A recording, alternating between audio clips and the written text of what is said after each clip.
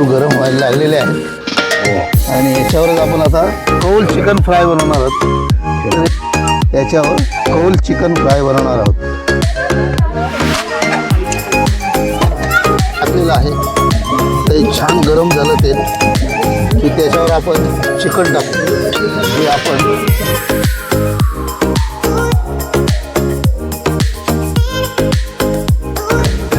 परत त्याच्यावर थोडंसं तेल टाकूया. भाजलेले आहेत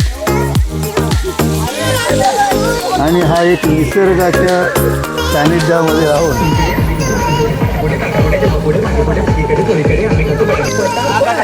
हा असा मस्त सुंदर भाजले तेल आपण टाकतोय त्याच्यावर म्हणजे खालच्या बाजून जळायला.